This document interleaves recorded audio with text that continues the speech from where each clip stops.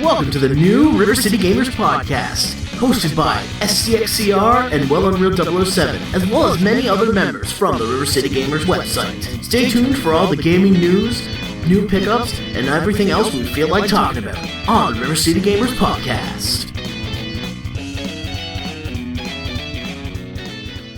Hey, welcome to the RiverCityGamers Podcast. I'm SCXCR. I am Unreal. I am Shadow, and I just got back from Comic-Con. Yeah, I'm Odie, and I talk like a moron. And what Comic-Con were you just at, Shadow? I was at LA City Comic-Con. It took place in San Antonio, Texas. It featured a bunch of wrestlers, April O'Neil from the first live-action Ninja Turtles, many more guests, as well as some awesome cosplays, and a really shitty amiibo dealer charging for so much for amiibos. That is all.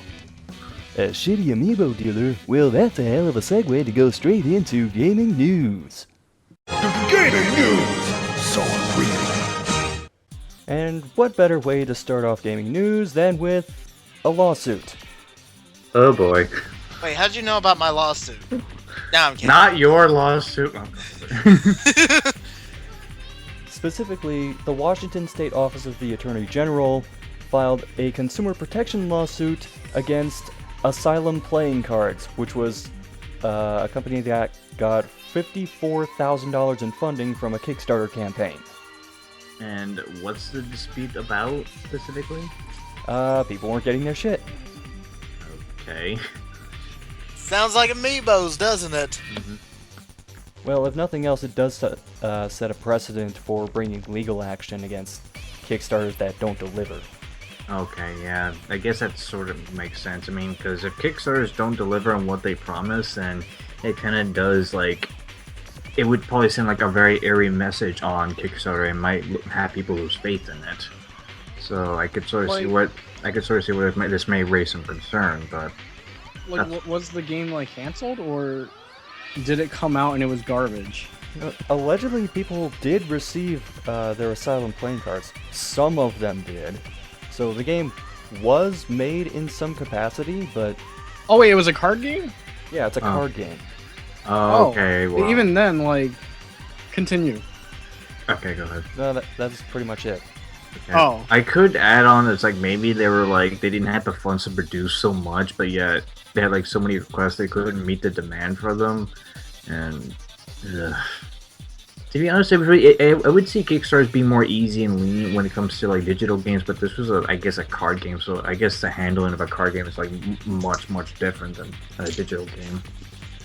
Well, Shadow, I couldn't help but notice that you said something about not meeting demands, which brings us to amiibos. Oh boy. No, this is actually good news. Really? How many amiibos do you think have been sold in the US to this point? 1.5 million. I would say over 1 million since they're very popular. Easily over 1 million. Maybe 2 million. I mean, I don't have the... At least over 1 million. I mean, I can't say the exact number, but I can obviously say it's over 1 million. The number of amiibos sold in the US so far? 7 million. 7 million, huh? Well, none of us were wrong. It was over 1 million. Yeah. Yeah. I mean, I said 1.5, but I was thinking something else. Okay, so I guess with the whole amiibo selling over 1 million, I mean, even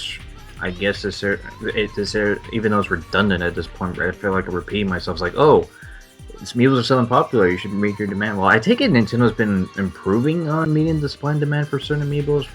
I had to import a couple, to be honest. Obviously. Now that's the good Nintendo news. Here's the bad Nintendo news. It partially relates back to Super Mario Maker. Oh, good lord. Oh boy. And their policy towards YouTube videos. Oh, my giddy aunt. This is not looking good. It all goes back to a guy who speedruns Super Mario World tweeting the following. YouTube just wrecked my channel, rip me. Apparently he got several takedown notices from Nintendo for his Mario World speedruns and certain ROM hack speedruns. What? Like, yeah, I heard about this. Oh, yeah. Okay, I just got back and now I'm hearing like about this like right now, but why is Nintendo going after ROM hacks and speedruns? What just Because Super Mario Maker. There you go. Okay, so What? So, like, does Nintendo think that those videos were from Super Mario Maker and not the originals? Or what's going on here? It doesn't make. I can't think of a good connection for this. It could be that, or it could be, remember the Nintendo Creators Program that they have going for YouTube? Yeah, wasn't that terrible? Yeah, but if they don't enforce their rules on these other videos, they're not going to have anyone joining the program. This is a pure business move. Okay, so wait, was that guy that had his videos taken down part of that program? No. Then that doesn't add up. Like, okay, I could understand the videos being taken down to a certain extent, even though it's still kind of bit bullshit. But if it was part of the program, but he's not part of the program, so why is his videos being removed? To get him in the program. So okay, they're just forcing him to get into the program? That's stupid. Either you join our program or we'll silly slap you. I think George Carlin put it best when he described, well, Christianity for the most part. Do you believe in God? No. Yes. Do you believe in God? Yes. Do you believe in my God? No.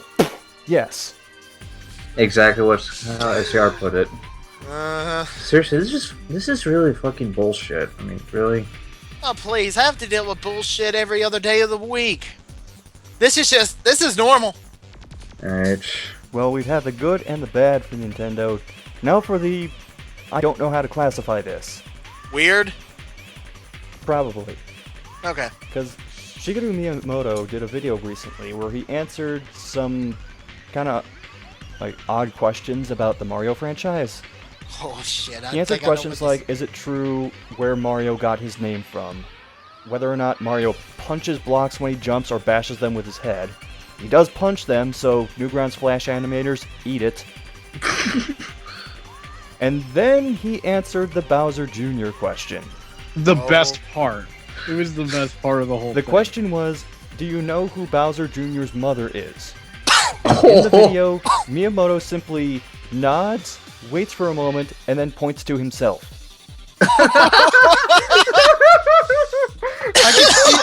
I honestly see what he meant like that. In terms of just like creating a character, he technically is the mom. But oh my god! I think that's why it makes it funny the way he responded. Oh my god. That was awesome. Well, now you have your answer. Yeah, this is like one of those I don't know how to take it, whatever, but... Yeah, how do you respond to that, really? I don't Other know. than by spouting just internet laugh. memes. Yeah, that's the best I can do, is just laugh it out. Well, moving on to Microsoft. Now, how familiar are you with their Xbox Live Indie Games program? Not at all. I like, okay, so there have just been like a bunch of really, really, really crappy ones with some very rarely good ones. Like, fun facts, Murder Miners, which I know you played, Scott, with Angel Halo, that started out on Xbox Live Indie Games, and then it eventually made it to Steam, actually. That's where I first played it. But in Well- general, there's been a lot of bad indie games, and the best examples are the two best friends doing like Xbox Live indie game videos, or even super great friends sometimes going into the indie game stuff. I would argue that Joel had a pretty compelling video series. I was on his gonna bring own. that... I was gonna Oh, bring he that did? up. I remember one video where he did the No Luca No. I know that one. Oh, you gotta The see one the where one you just where had he to plays, push the like, cat away from the breakfast bowl. You gotta see the one where he plays Dead Sea 1 and 2, Massive Cleavage versus Zombies, Medieval Zombies, Scarlet the Vampire Slayer. What was some other ones? Well, what was Flappy the one... Monkey, That Seagull Stole My Chips, bunch of other terrible Xbox indie games. What Yeah, was the those are point to pretty, all of like, this is... those are pretty much the big examples. That What was the one that was based around, like, they had, like, screenshots of someone's house and just had, like, all these That weird... was just called Really Scary. Wow. Because that was, like, one I remembered, and it was like, what the fuck is this? Anyway, the point to all of this is Microsoft, It's shutting down. at the end of 2017, is cutting off Xbox Live Indie Games program. I don't blame them because there's like yeah, exactly. They're just shutting it down. I mean, like, when did it start up again? Like, what year did that stuff start up? It was first announced in 2006. I don't remember when exactly it started. It's I kind of feel like it may have started in 2008. Maybe I might be wrong. Alright. But like, in general, the cutoff date being 2017, like that's a lengthy run for something that just rarely had any good games. It does sort of sync up with Microsoft's like 10-year thing that they tend to do. Also, they have the ID at Xbox program now, so kind of obsolete. Exactly, and I don't think there's like an indie the Xbox Live Indie Games program works on Xbox One. I don't think. I don't have the console, so I don't know if that stuff is possible on that. Right. And if it's just a 360 thing, 360's kind of like slowly going obsolete too. So continuing supporting that wouldn't make much sense going forward, Yep. This kind of reminds me. Wasn't Valve gonna at one point, like do something about Steam Greenlight? I mean, this is what's kind of reminded me of that, but not to go into much detail of that. But it kind of reminds me of what they were sort of going to do about Greenlight. Well, granted, it's still ongoing. But with this whole Xbox Live Indie thing, Jesus, from what I've seen from all those videos, I think the program needs to end. Unless you want to like laugh at really bad games, then by all means continue the program. Well, we move from one soft to another. Microsoft to Ubisoft. Can you guess what Ubisoft is planning now? Assassin's Creed. Assassin's Creed. Actually, no, it's not video game related, technically. Oh, is it more laser tag? Close. Oh no. In Kuala Lumpur, which for those of you who don't know is in Malaysia, they're going to build a Ubisoft theme park. What? What? A 10,000 Wasn't square Nintendo meter planning to do indoor a theme park? Scheduled to open in 2020. Wait, wasn't Nintendo planning to do a theme park? That's what I was gonna say, but I mean, what attractions would a Ubisoft theme park be like? They're probably gonna have Assassin's Creed Face Collapser.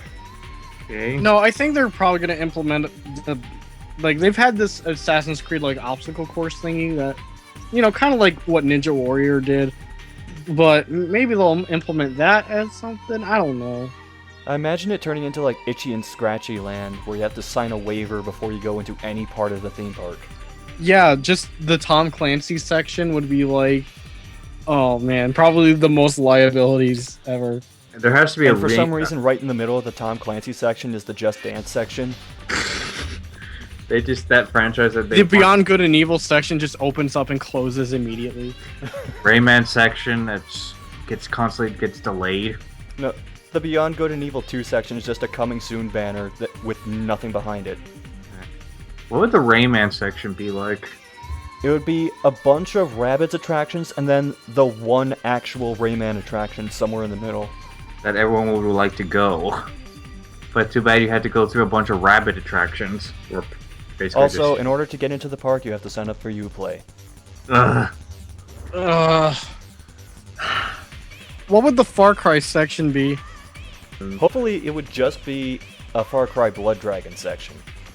Hopefully, yeah. Also, I would like some laser tag thing with Did you? Blood Dragon. By the way, people shooting each other with lasers. Oh god, if they had like a mini arcade, which granted they don't have that many games, I would imagine that really bad rail shooter. That stupid ass fucker like Instincts game.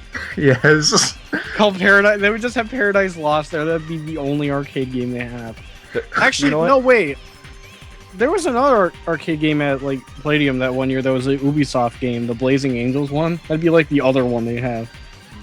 Yeah. You know what I would actually like to see in their park? What the Trackmania section would look like.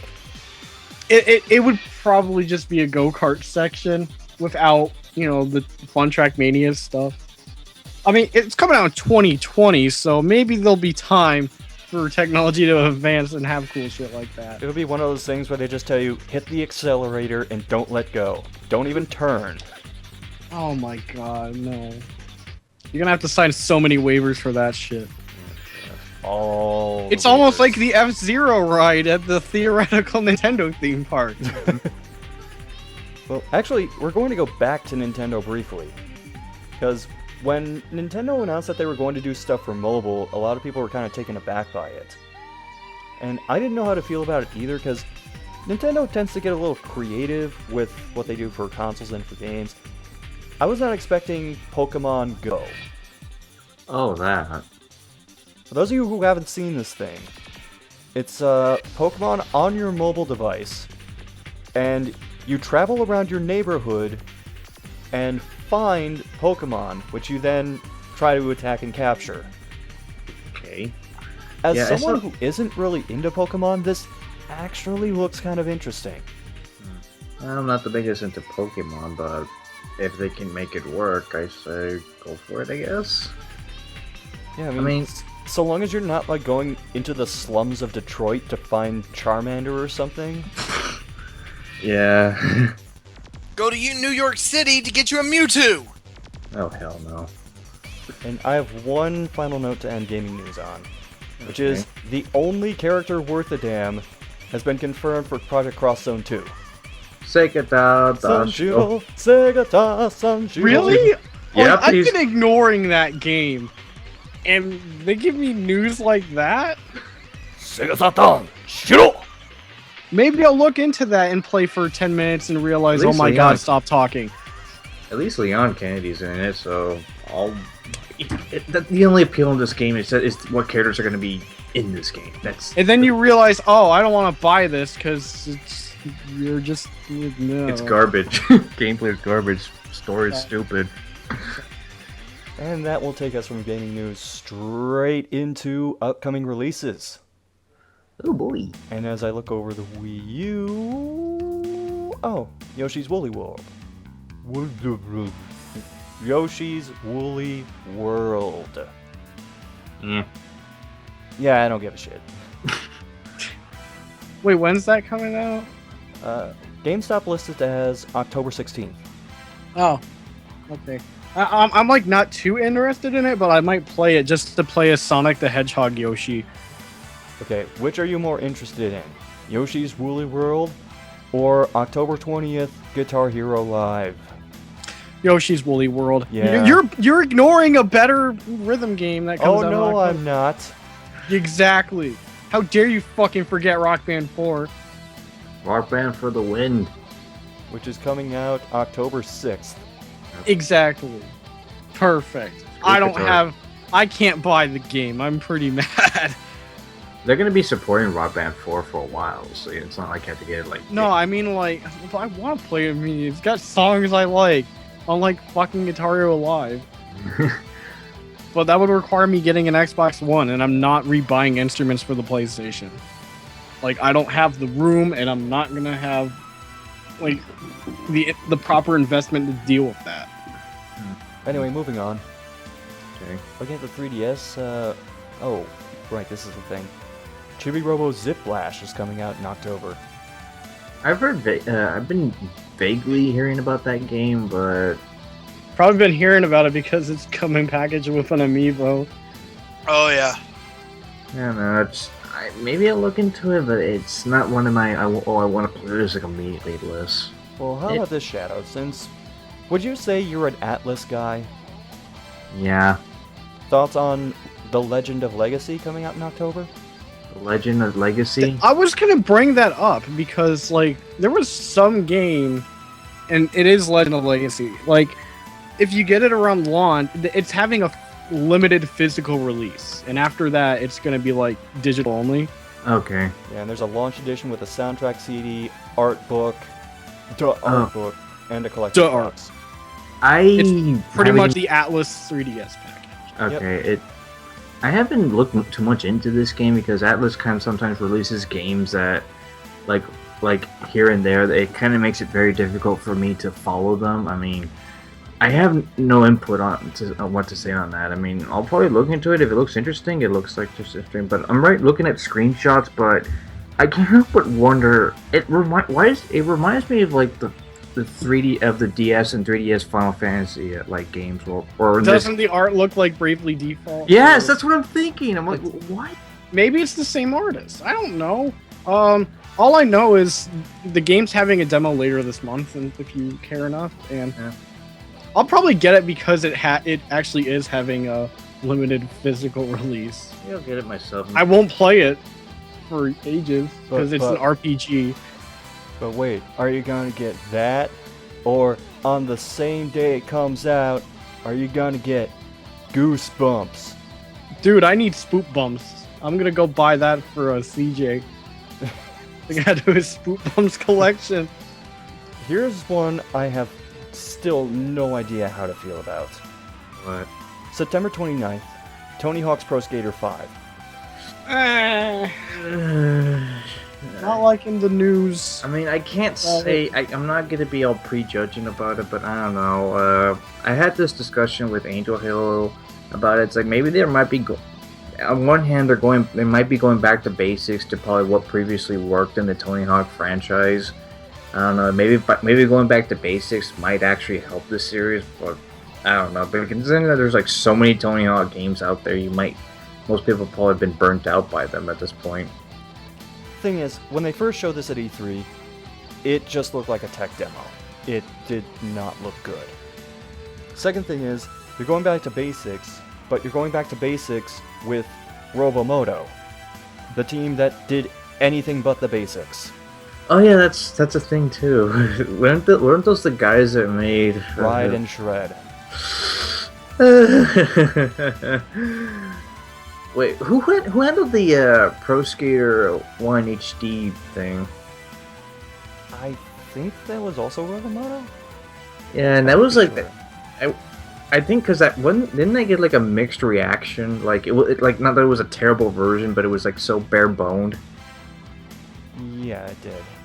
Okay, I don't know. Maybe the game might be good, but I suggest just keep your hopes in check. Okay, well, happier things. Disgaea 5. Yeah, if you like Disgaea, I guess. Never been too big on it. I don't care about it. Just so I can end on a positive note, console version of Shovel Knight. Yay. September? October. Oh. By the way, I met a Shovel Knight cosplayer. Was it a knight wielding a shovel? Yep. Wow, how did I call that? Anyway, that is all for upcoming releases, which leads into technically recent pickups. I mean, I'll just say just played. I don't know. Yeah, we really need to rename this section. Yeah, because some of us don't buy. Recent playthroughs? Yeah, right. Games Recently played? Mm-hmm. Yeah. Okay, we're calling it that from now on. Wait, shit, I still have to figure out who's going first. Hold on. Let me just take some business cards. 2, 3, 4. Okay, 2 of them landed right side up, and that means Unreal goes first. God damn it, let's talk about Metal Gear Solid 5 The Phantom Pain while we're at it. Okay. Alright, fun facts. As of recording, I finally beat the game. It took me about... Let me check my calendar. More than a week. Yeah, like maybe a week and a half. Then again, I was kind of taking my time because there's a lot of stuff to do in this game. I've been like spacing it out. I didn't want to like burn myself out on it. And I've been playing it like at weird hours too on some days. And I think there's some days where I didn't play it because of work or just didn't care to go back to it. But in general, from launch until today, it was about like 1.5 weeks. But again, I was like pretty much taking my time doing a lot of side ops and all that stuff. Because it's really helpful, because there's some missions that happen like later on that you're definitely going to want to like do side ops to like help get like stuff to produce and shit, like cargo extracting, etc., etc. But yeah, I'd say like, and we don't even have Metal Gear Online yet. Like consoles get it next month, while PC gets it next year. So my playtime, I'd say it was worth my like $60.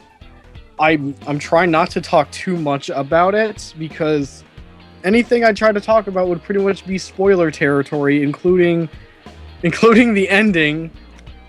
Yeah, I really like this game. I really do. I have problems with it, but I really like it. It's just sad that I'm gonna realize I'm gonna go back to the older Metal Gears, giving them a chance and being an idiot, and then just never playing them again. I got confused with that series a long time ago. Okay, then. Like, I might give the older games another chance again, but it's just like the motivation's not there. Because I feel like if I play the old ones and how I perform, I feel like I'm DSP, and I don't want to feel like that. That just makes me depressed. But no, Phantom Pain's really fun. I just hope Metal Gear Online is fun. But unfortunately, we can't play that until a while. I think that's like the only thing I played aside from Destiny getting its big 2.0 update recently. I just like briefly went into that and checked out some changes, but the expansion doesn't come out for a few days, and I won't be playing that for a while due to money constraints and not caring too much right now. But no, that's it. Most of my like week and a half was Phantom Pain and really nothing else. Okay. You know what? Let's just go alphabetically for the rest of the Skype call. Which means we go back to the beginning, and Oni goes next. Why am I not surprised? Okay. Well, considering my purchases over the last few months have been amiibos, the latest one being Captain Olimar, Zero Suit Samus, and the Splatoon 3-pack. Yeah, I'm now a kid. Wait, am I a squid? Or is this joke redundant? I'm cutting that. Of course you are. Anyway, legit, the only thing I bought was using gift cards. It was amiibos. That's it. Played-wise, Godzilla, you know that. Or are you gonna cut that out too? No. Well, since you said... No, but legit, I played Godzilla. I played the piss out of Godzilla. I played it so much, I finally unlocked everything, and I got bored. Got footage for it so I can use for a future review down the road. And I returned it. The latest one I have been playing is Rare Replay. What have you been playing on Rare Replay? Blast Core, Jetpack, Battletoads Arcade. Just varies up and down. But the one I beat on Rare Replay was Battletoads Arcade. Pretty fun. Pretty good beat 'em up. But other than that, that's pretty much it. Even though I'm getting in to rent J-Star's Victory on PS4 to play. And I got Lego Batman 3 I haven't played yet, so yeah, that's pretty much it. For buy amiibos, for play Godzilla and Rare Replay. Okay, I'll go next. The entire reason I'm talking about this game is because of Unreal. Because I'm going to talk about Resident Evil 6. Oh boy. For those of you who don't know, I've actually had Resident Evil 6 rented from GameFly for over 2 years. I started playing it, got to a point where I rage quit, said I was going to come back to it later, and then proceeded to not play it for a couple of years. And then Unreal very graciously played co-op with me through all of the campaigns. Now, 6 is a polarizing game. There are people who really like it, there are people who absolutely hate it. And that split happens in RiverCityGamers actually. There's a couple of people who like it. Yeah. Maybe you could put me at like 70%. Like, okay, if there's a scale, maybe okay. in the 70 range. What about people who have never played the game and pretty much don't want to play it? They don't go on the scale. Okay, well, I guess if I had to put my percentage of how much I like it, I guess 45%. Oh, I thought you were gonna say 60. No. I mean, it's not the worst game I play, but it's really difficult for me to like it. Let's just put it that way. I still prefer it over Raccoon City. Definitely. I think that one, like, I mean, I've already told and shown my horror stories. Okay, well, if you guys are going by the percentage system, I guess I would be somewhere around 12. oh god, I hate it more than. Absolutely hated Resident Evil 6. And I was there to witness it. Hell yeah. Like, there were moments there where I was raging with playing me where at my some enjoyment points. level went down to like 5%. And Scott, you know where my enjoyment went to like 5%. Chris. Specifically, endgame crits. Oh yeah, the part Up where no until that matter point, I how was like, good whatever, or bad but you then do, I the just monster realized- is scripted to catch up with you in certain parts, so it doesn't matter if you do well at the sections at all.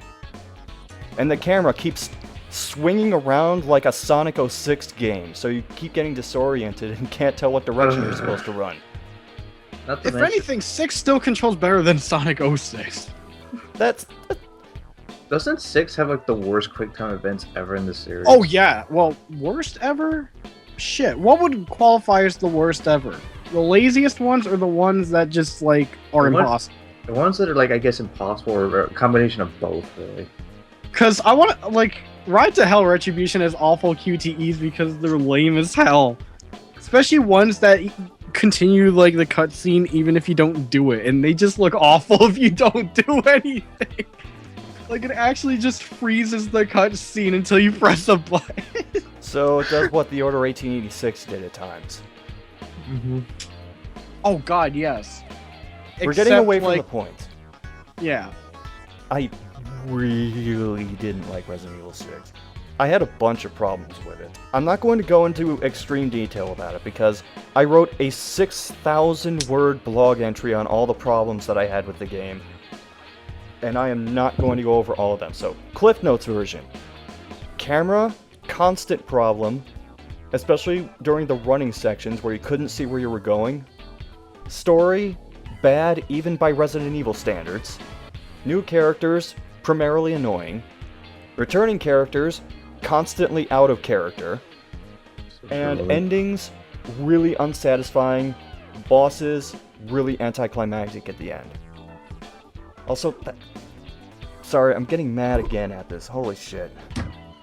Then what? That ending with Simmons, where he falls on the thing and the Umbrella logo shows up.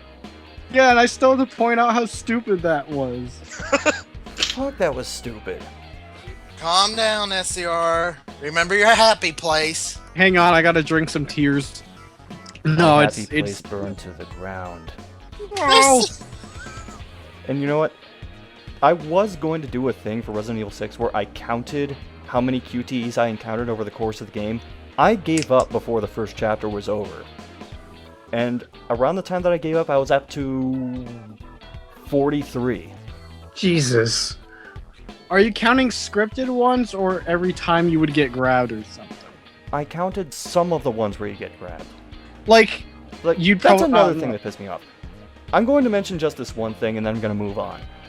Why, when you're getting grabbed and trying to get the zombie off of you as fast as possible, would you have the light stopper QuickTime thing where you have to wait for the dial to spin all the way around and then press a button? Wait, you mean just like it's the half circle thing, right? For that one? Yeah. The game's not very clear with explaining this, but you can press it early and get him away. The light's just there to kill him. That's all that does. So you can just press it quickly and get him away, but it won't kill him. That's still a bunch of shit. Yeah, they don't convey that super well. Because, like, the way There's it a looks, you lot think that's not that conveyed not very well. hitting the spot means you do something wrong and take more Especially damage. But that is not the case. Especially since, like, when it comes to the analog QuickTime events, they never tell you that it's with 2 analog sticks. Oh yeah, you had to look up in the manual that doesn't fucking come with the game and you have to go online for it.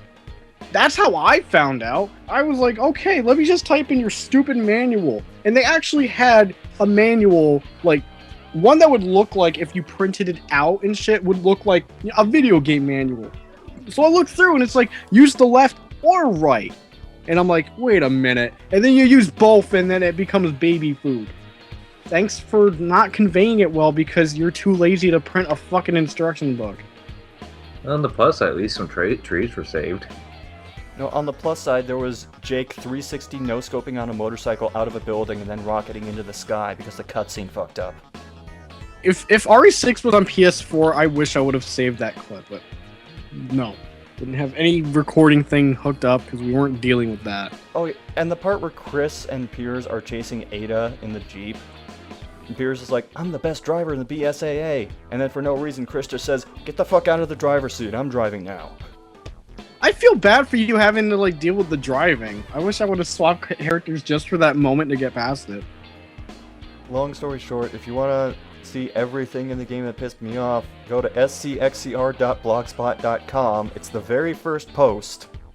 Should I bother linking it in the description or just move on? That is up to Whatever. you. Whatever Just do it in post, honestly. Okay. Well, I have one other game, which I actually liked. And it's called Stasis. Now, full disclosure, I backed this on Kickstarter, so that's where I got it from. Those of you not familiar with it, Stasis is a point-and-click adventure game that uses the sort of top-down isometric perspective that a bunch of old games used. It's set in the future, and it's horror themed, so it has sort of a Dead Space kind of vibe to it, although it's much more like suspenseful and horror-oriented and much less action. There's a lot more puzzle solving involved, as you might expect with a point-and-click. I'm enjoying it so far. Horror-wise, it plays off of a lot of body horror morphology sort of stuff. Like, there's cloning experiments going on, and you find these just huge swimming pool-sized vats that have, like, human skin growing over them, and you can see these, like, misshapen bodies writhing around in it. And... Sounds very atmospheric. Yeah, sorry, the sounds they make sometimes, just, ugh. And the puzzle solving in it, it's not like old King's Quest game bullshit level puzzle solving. It's fairly intuitive, and you can pretty easily catch on to what you're supposed to do. Another thing is, when you use items in the game, unless they're left behind or outright destroyed, they stay in your inventory. You don't just lose it for no apparent reason.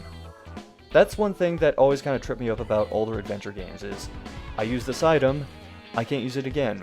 Why? I don't know. But yeah, so far, really liking Stasis. And that does it for me, so Shadow, what you got? Okay, well, since Unreal already talked about MGS 5, the only thing I'm going to say is that I'm enjoying it, but yet I am nowhere close to finishing it. I still got a lot of stuff to do, but really enjoying it. So what I'm going to do instead is I'm going to keep it to at least 2 games for now. I'm going to talk about, first, about Freedom Planet, because this is a game I know for a fact I've beaten, well, as one of the characters. Now, I'm pretty sure all of you know what Freedom Planet is, right? Yeah, the Sonic Yeah, game that turned Freedom into Planet. its own game. Yeah, basically like that, but ultimately, it's a really, really well-made platform. I mean, say what you want, call it a Sonic clone, but given the fact that the quality of the Sonic games tend to be, let's just not go there. This game felt like a breath of fresh air. Like, it not only does it feel like a Sonic clone, but it also feels like, a throwback to playing a Genesis game. Like a very well authentic one. And then the challenge factor was like really, really out there for me, and the music was really good, and they had like a story to it, which it's up to you if you really want to follow it. Which thankfully, if you don't really care about the game story, you could just play stage by stage by stage by stage without ignoring the cutscenes. It's like they allow you to do that, and overall the entire platform, the boss fights. Granted, some of the boss fights kind of annoyed me to death, but it just comes across as just knowing their patterns and whatnot. It was a really, really fun experience, and I want to eventually go back to it, and so I can play as the other character. So if you haven't picked up Freedom Planet, I highly recommend it. I mean, if you're feeling a little bit down about the quality of Sonic games, this will be my answer to you. Now, another game. This is actually a re-release of an older game I used to play back when I used to be on my 360 a lot. Devil May Cry 4 Special Edition. To be fair, I bought this on PC, and I kind of do have the vanilla version of Devil May Cry 4, so basically it kind of feels like a redundant purchase. But as redundant as it may sound, it was actually really, really fun to play as the new characters. The only thing that sounds very disappointing about Special Edition is that there's like next to nothing new in terms of story, so the only thing you're basically getting if you bought Devil May Cry 4 on PC is just essentially brand new characters, because the whole difficulty and like the turbo mode is basically present in the PC version of Devil May Cry 4. But what really sells me on the game was just how well the new characters were handled. Granted, some could argue they're kind of a bit overpowered, but they were really, really fun to play, and just being able to play as, Virgil, Lady, and Trish in a very great looking game, which to this day I still think that Devil May Cry 4 has like some of the best looking visuals I've seen yet. I've seen in the PS3 and 360 generation. Granted, it has very limited environments, but on that, I say it's a good addition. Like, if you really love Devil May Cry, wait for a sale on special edition, and you might have some enjoyment on it, because the gameplay is still really fun to play, minus the platforming, I should say, because we all know how great the platforming was in the older Devil May Cry games, right? That's basically all I got. I mean, I think I have some other games in my mind, but I don't want to drag this on too long. There's actually one game I forgot that wasn't Phantom Pain, and I'm pretty sure you guys watched me play it.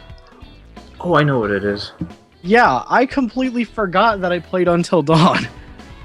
It looked interesting. It's honestly, it's like probably one of the best David Cage style games that isn't made by David Cage. It's certainly more interesting than the Order 1886. Yeah, it is in a way. Because from what I've heard, your decisions actually have consequence, and there's actually so many ways that what direction the story can go to. Well, kinda like the if anything, your choices don't change like the bad guy. It's like more of a who lives, who dies thing with some other things that can actually affect certain situations later on.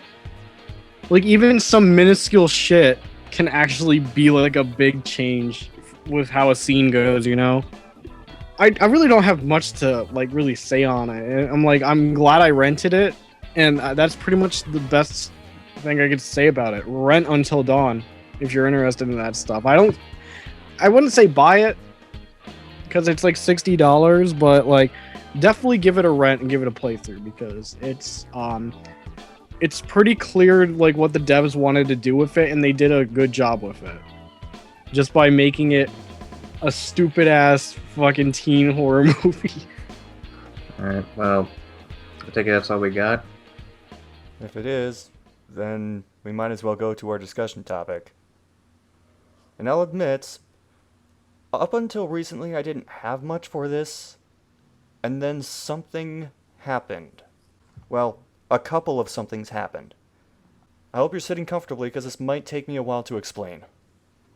Okay. It both relates and doesn't relate to Hideo Kojima.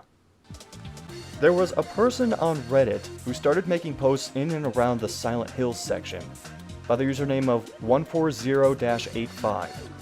That number is not only a codec number from the Metal Gear series, it is also part of an IP address around where Kojima is originally from.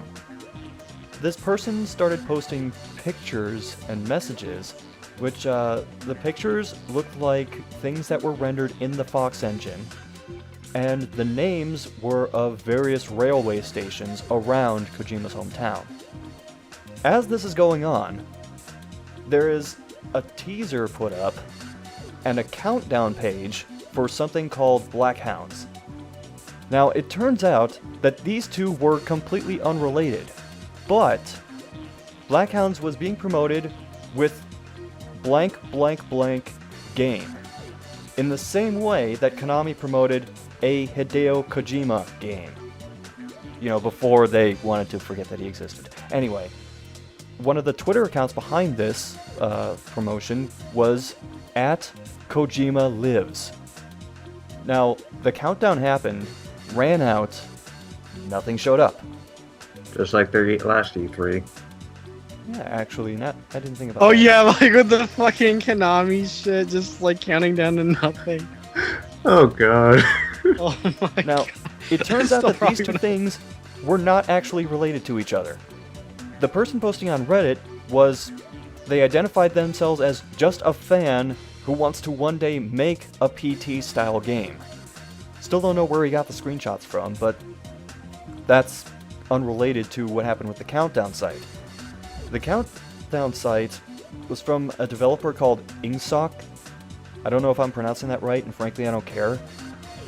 That developer had nothing to do with Konami, had nothing to do with Kojima. They were just promoting their own game, Blackhounds, which they said is going to release in Q2 of 2018.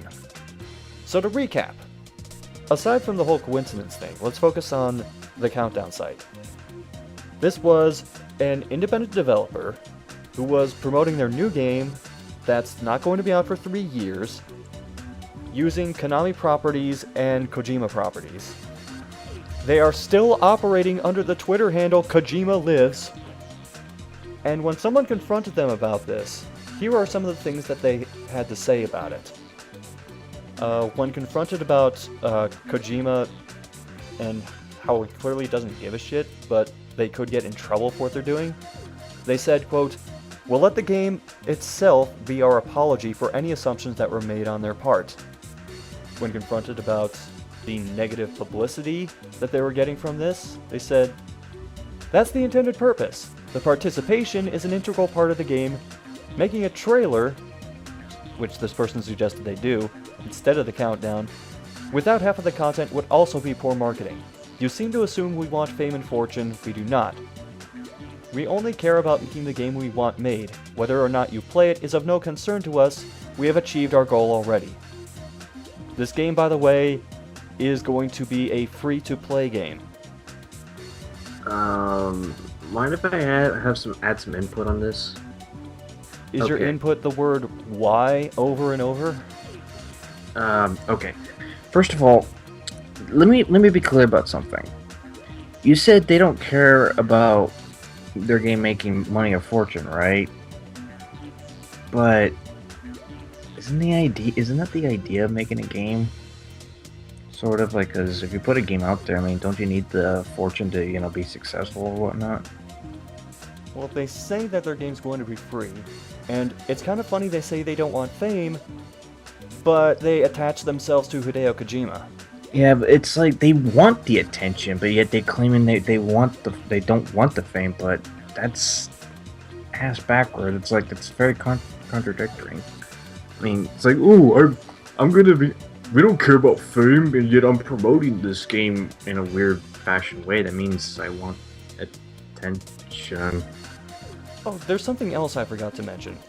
Their countdown site has a link on it, which links to kind of random video from the Rooster Teeth group Funhouse, I think it's called. They didn't ask Funhouse if they could do that.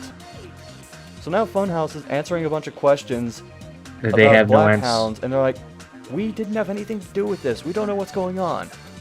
Okay, so basically a third party is being involved without the concern. Like, it's like without their knowing. It's like, oh, our video got linked and now we're apparently a part of this, and we know we don't have the answers to the questions and concerns. Like, what is this group trying to accomplish? I have no idea. They're trying to get attention, Even though they a game that's not releasing for 3 years. And it's a new IP, so it's not like it can even build fan interest over time based on what's already been established from it. I mean, when you make a new IP, it is rather difficult to create fan interest, but if you market it very effectively, you might. However, do poor marketing and there's going to be lots and lots of consequences, and ultimately, let's just say for the sake of things, this game comes out. Even if it is going to come out, let's just say for the sake of argument, it does come out. How many of us are even going to remember this by the time it comes out? Like, I mean, that's if they don't properly promote it. What are we talking about? I'm probably going to forget about it, and then years after the fact, when I'm looking through Steam for free-to-play games, just discover it at random, and it'll probably show up on Fearless. This is what it seems like to be. It's just going to be like one of those games that you probably just stream for the hell of it and just put on your Fearless category. That's at most that I see about this.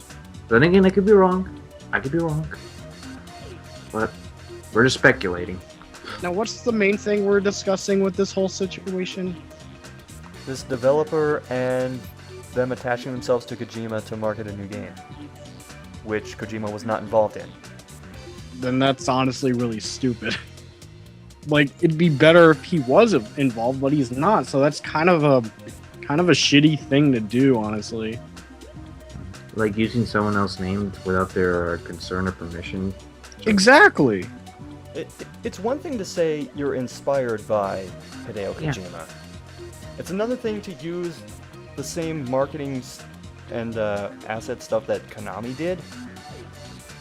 It garnered attention, but now that it's pretty much negative attention, ugh.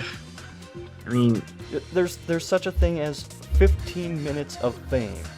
And the reason it's called 15 minutes of fame is because it is quickly forgotten. If they had done this and the game was even a year out, people might actually remember it by then. But there's a 3-year wait. You know, let's just brainstorm ways that this could have been handled better. First of all, they should have just said, inspired by Hideo Kojima. And left it at that. Second thing, make more of the game before announcing it. I mean, because this game is just essentially empty promises. From a developer we've never heard of. Yeah. I mean, we don't even know their backstory or what experience they've had. Like, how many games have they made prior to this? I'm pretty sure I know the answer to this, but I'm going to look it up. Are you guys waiting for me to answer this question? Yeah. Yeah. I'm not finding anything. So, can we just safely say... So they made nothing. That's at this point, that's my conclusion. I know this is jumping into conclusions, but unless they can show proof that they worked on something else, then I'm sticking to this. Same here. What are some other ways that this could have been handled better?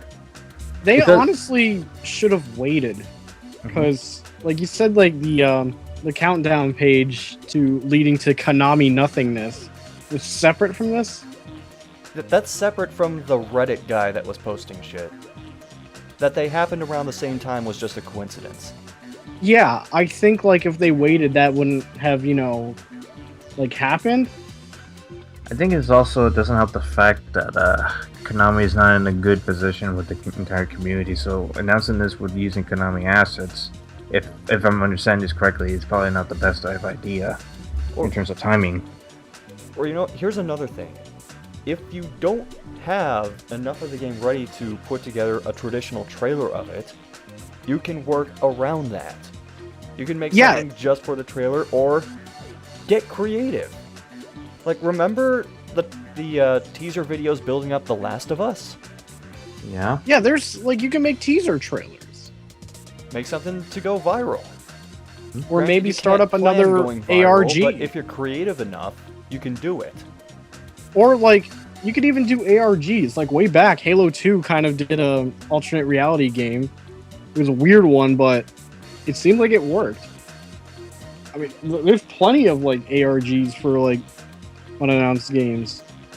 Well, of course, I can't think of any off the top of my head, but they do happen, and they usually do work.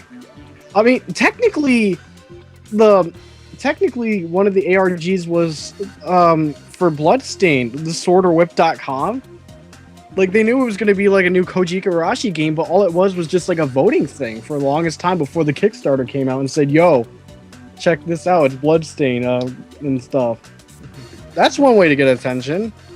Although, to be fair with Bloodstained, it kind of got attention from people who knew who Koji Igarashi was. Whereas these guys, they don't really got anything. you know? They're unknown. Yeah, the best thing you could just say is like get creative without leaning on like coattails and stuff. Any other closing thoughts? I got nothing because that's kind of stupid for them to just try and get a game that's supposed to be coming out in 3 years, hype, that people will barely remember it. I can barely remember what happened 5 minutes ago sometimes. Such is life on the internet. Yep. See what I was doing 5 minutes ago? I can't remember. Well, let's leave this discussion topic behind us. And let's Alright. go straight into viewer questions. And you know what? We actually have at least one. Yay! Perhaps a human said, I just spent the past hour trying to come up with a question, and I'm sorry to say I've got nothing. Son of a bitch. Oh. Damn. Can we just make up a question? Well, you tried. Although we actually do have a question from... Wow, I haven't done this in a while. Go! Why the fuck did he? I thought he was banned from doing that for joining the site, but whatever. Okay, and he says, dumbass question, favorite snacks while gaming? Oh. Taco Bell after midnight lunch. That's not a snack. Taco Bell after midnight. Damn you, now I got that song stuck in my head. Good job. I can't think. I can't think of a snack. I usually like. Oh, sorry, Doritos. Of course. No. What's your favorite drink? Mountain Dew? Sometimes that's what I get Mountain Dew from Taco Bell during midnight lunch. I'll take the crab juice. But like, it's weird. Like, sometimes when I just game, I get whatever's downstairs. You know. Snack. Pre-diet or post-diet? Either. Okay, pre-diet, I grab on whatever the fuck I can grab. Sometimes it'd be chips. Once in a while it would be Doritos. Sometimes it would be like those little Pringle cans. Sometimes I would just fix me some pizza rolls, put them in the microwave, and eat those while I guzzle down about 6, 8, 9 Cokes. If I'm gaming hard, I usually guzzle 9 Cokes. You're surprised I'm not dead yet, aren't you? No, that I used to do that. I stopped drinking soda like ages ago. Post-diet! I realized that I was in trouble and that I should really cut back when... Okay, here's my setup. I would have the computer in front of me and there was just like a bunch of empty space to my right. So I would finish a can of soda, put it there. Finish a can of soda, put it there. And by the time I was done, I looked over. There were 23 cans of soda off to my side. Oh. And that's when I realized, holy shit, I need to cut back. That actually is my setup still, but like Well, we rarely get we still get soda sometimes, but water's been more common, so things that have been showing up to my right side have been like bottles of water. So Well, But then cut you off, like Oni? usually like I have about 3 or 4 on my desk before I move them to a bag, like a garbage bag in the corner of my room, and then when I have like 2 full bags, I take the cans and just cash them in. In fact, these are ready to be cashed in. I got 2 bags nearly full. you were saying something about if I was being cut off? Yeah, did I cut you off? Or... Yeah, you did, but Sorry. it was a good segue. It's alright. Post-diet, now it's just, I'll guzzle at least 1 Coke, and that would be like my limit of the 4 drinks, because if I eat me something, I want to have a regular drink, because anything with diet drinks doesn't taste right. I'll have a diet drink or something like Diet Coke, Coke Zero, or even a diet green tea now as gaming fuel, because all that shit you put in your body now during your gaming not only gets you fatter and bigger. Well, bigger is fatter, but you get what I mean. Get your weight up high and your cholesterol skyrockets. So post diet now, it'll be maybe once in a blue moon, but I'll grab me a regular drink, but I won't grab like 3 or 4 while I'm playing. It'd probably be one drink, and then after like say several hours, I'll probably grab me a diet drink, a bottle of water or green tea, one. Or I'll even drink some Powerade. A little bit of Powerade to help. But pre-diet, it was just guzzle anything, eat anything you can move. Post-diet, probably one regular soda. Any other time it'd be diet or water or green tea. As for food-wise, nothing. I don't eat a thing. Except when I have to eat for breakfast, lunch, and dinner. And by then, it's been becoming smaller and smaller portions. But anything to snack on post-diet besides drinking, what I just said, not really. I have not snacked since I've been on this diet. Unless it's a cheat day. I'm sort of in the same mode. When I'm playing video games, I don't eat anything. Mostly because if it's like stuff you have to use with, like, eat with your hands, you're gonna get shit all over your controllers and or keyboard. So don't even bother with that. I'm kind of on the Yeah, spot that is kind of like me. Like that actually is kind of my boat. Even though I said like, oh, like grab whatever, but I don't really do it at the same time. Mind if I? Because that just like the only thing I would do at the same time is just like, I don't know, like just take a sip of a drink or whatever I have.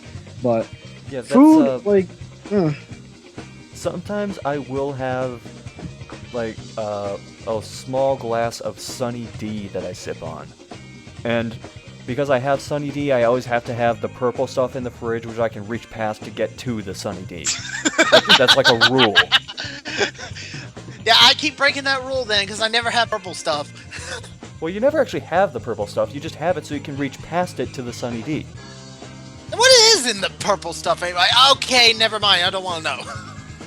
Basically, when it comes to snacking, well, I don't do this at the same time as I play because my mind is going to be focused on the game to grab a snack. The only thing I probably would do, which ultimately you got to be careful with doing, is just get like at least have a water bottle. I used to drink soda as a side thing when I game sometimes, but I decided to cut back on soda and just ultimately stop drinking soda altogether because let's just face it, that shit's unhealthy. So I just stick to just water and the occasional protein shakes, which then again I usually eat those every morning. But sometimes I will also have a bag of pretzels. I mean, those don't have too much ingredients, so it doesn't hurt to have at least one bag of pretzels at least once a day. Really, I don't really know what other snacks I get. It's just what's very very convenient to eat in the pantry, like such as the protein bars, little alternate brownies, and some cashews. I love eating cashews sometimes as a side when Cashews are nice. yeah, and also peanuts, but more like I just eating more cashews. But that's pretty much all I really have in terms of what I usually get when I'm gaming. But other than that, that's pretty much it. Well, this has been enlightening. If any of you want to send us a question that we will answer on the podcast, feel free to ask it in the YouTube comments, the site upload, or on our Facebook page, facebook.com/RiverCityGamers. Or you can just direct message us. Whatever. Give us questions. Yeah, we can't rely on Akigo to bail us out every single podcast. You know, maybe I could just make a secret account and just pretend it's not me. Oh wait, plan ruined. Nice job! Well, let's go into video updates. And Oni, you start. Raw Down Rebound is back. After a year and a half, me and MJ decided to go ahead and bring back RDR. We have been talking about it for months with him doing Smack View. He'll explain more in detail about this. But mostly, we decided to bring it back because wrestling has become a little more... It still pisses you off sometimes, but not to a point where you're just so mad you want to throw something at your TV. And that says a lot about me. But instead of just fully ending it now, we just brought it back, but we brought it back in a new series, RDR Next, where it's just a sequel series to the original Raw Down Rebound. We're back. We're undergoing a new 35 minute time limit for the podcast. And we go over that and something's up. I don't know what. That's how passionate we are. Raw Down Rebound's back. It'll be back every week. Probably now we're going to take a 3-week break from each season. That's the weekly thing now. Arcade Room, my God. How long do I say? I'm just going to do the DNF thing when it's ready. So expect the Arcade Room sometime in 2020. You're gonna launch it alongside the Ubisoft theme park? I was thinking. Awesome plan. Very. I do have a little bit of a secret project I'm working on since I recorded Godzilla footage. Its tentative title's called Second Opinion, where I review a game that's been reviewed by major review sites like IGN, GameSpot, or reviewed by certain famous reviewers on YouTube, and see if it warrants the hate it gets, i.e. a second opinion. Or praise it gets, i.e. a second opinion. I'm not going to get into Godzilla right now because I actually want to try and write this script.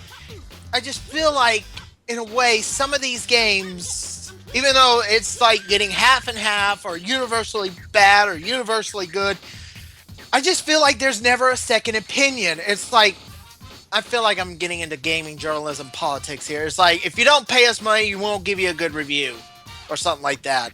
And I don't know about that really. I just know a game kind of needs a second opinion from a guy who isn't really paid, who isn't doing these videos to be paid and live off the land. It's coming from a guy who pretty much lives day by day playing video games because he wants to play them. Half the time, I usually ignore the reviews and just play the game anyway. Why? Because it's for me to know, me to find out, me to decide. And it hurts a lot that thinking, one day this could be a hidden gem, or it could be the next episode of the Angry Video Game Nerd. I don't know. But I would like to give some of these games, like Godzilla, and maybe J-Star's Victory when I get it, rental-wise, a second opinion. As for Snack Attack, that's on hiatus because, as I explained in the little bit in the viewer questions, I'm on a diet. I've been on a strict diet since late January of this year. But if you're wondering if you ever watched Snack Attack and wondering when's the next episode, I don't know, because unless I can find me something like really healthy to eat that I've never tried, Snack Attack's on hiatus. But Arcade Room, when it's done, Raw Down Rebound next every week unless we take our break. And Second Opinion, tentative title, coming soon, hopefully, maybe. That's it for me. Okay, I'll go next. There might be a bit of a delay in my next video, because I'm working on a $5 gaming episode, which requires me to record using my Elgato. And Elgato is being very, very finicky right now. Basically what happens is, if I try recording for more than 5 minutes at a time, Elgato Game Capture HD, the recording program, locks up, and then it slowly causes the rest of my computer to lock up, and I have to force shut it down. And when I power it back up, the footage is gone. I don't know if this is going too far, but have you contacted somebody about that, try to figure it out? Yes. I contacted Elgato tech support about it. They thought they fixed it, and then they didn't. And then I asked them again about it. They had me run this thing on my computer to give them like a log of what was going on in the program so they could send it to their technicians. That was 2 weeks ago. Haven't heard from them since. Personal opinion, I think you ought to call them back, but that's just me. Hopefully they can give you some solutions to your problem. I'm gonna try messing around with it a bit soon, but that's kind of on hold. I have a few episodes of both Fearless and Strumming the Bassline that I'm going to slowly release over the next couple of weeks. In fact, the most recent Strumming the Bassline I did is up on my Patreon page right now. It's going to go onto YouTube really soon. And not saying what the song is, but Mad World. Oh, one of my favorite games. Awesome game. Oh, I wish they re-released that, but That does it for me. So, Unreal. Okay, I still have nothing planned for like anything. I'm sorry. At this point, I'm just waiting for SCR to ask me to start voice recording for that upcoming LP. Yeah, that's been pushed back a bit due to classes starting back up. Yeah. So it might not be until later in September. Oh, that's fine then, because that's probably the only thing video-wise I'm going to be a part of. Not counting Fearless if I just show up in the background on some videos. First verse, same as the first. I got fucking... No, second verse, same as the first. Whoops, I fucked that up. But, like, I've got nothing. But I'm still just, like, waiting until we start that LP, which I'm glad I'm going to be part of doing, because... Oh, geez. so you have no streams coming up? Streams aren't videos. I mean, like, okay, I recorded all of Until Dawn, that stream, but I can't seem to, like, upload that stuff from Hitbox to YouTube. It doesn't seem like that's working. Hitbox can be really finicky with the YouTube upload sometimes. Yeah, well, it doesn't help that both parts are, like, nearly 3 hours long each. Like, I've checked my YouTube video thing, and it doesn't seem like it went through. So, I don't know if I'm going to keep trying, but, like, if not, I'm just going to give up and then just keep it on Hitbox. I mean, it's watchable there. But, yeah, the YouTube thing doesn't seem to be working, so... If I do upload something with that, it'll just be that stream. But, that's it, honestly. Okay, I'm pretty sure if anyone who's seen me in the previous podcast would know I've had like a long overdue project which I want to eventually get to at some point, but let's just say things in my college life have been very, very unfavorable towards that, not to mention I work a lot of hours, so it doesn't help either. But I am also, so I decided to shift towards to an easy crossover project, which I'm working with Nightman on something. I basically recorded some footage and I sent it all to him. Granted, I had to do it by Viva Mega Upload, and we're basically like writing the script ourselves. Basically what I do is, like, since he's essentially going to be doing all the editing, unfortunately, since, you know, I don't have the time to do that, and he has more time than me, I decided that if we go on with doing this review, it'll either be on his channel or the River City Gamers YouTube channel. We haven't decided yet, but basically it's like, what we're basically doing is basically Denki Boku Fighting Climax. It's basically a fighting game with characters from certain animes, which I'm not going to go into much detail, but that's basically what we're reviewing. But other than that, I got like no other projects in mind, just the long overdue Ryzen review I really, really want to do at some point, and this crossover review that me and Nightman are trying to get out. But still, the pacing of that's pretty slow. And that's all I got. Well, that brings us to the end of this podcast. And once again, I'm SCXCR. I am Unreal. I'm Shadow. I'm Oni. And I'm gonna keep playing Phantom Pain. Okay. And I gotta study for exam now. I'm gonna go laugh at somebody stupid real quick. Actually, no, fuck that. I still have to beat Xenoblade before December.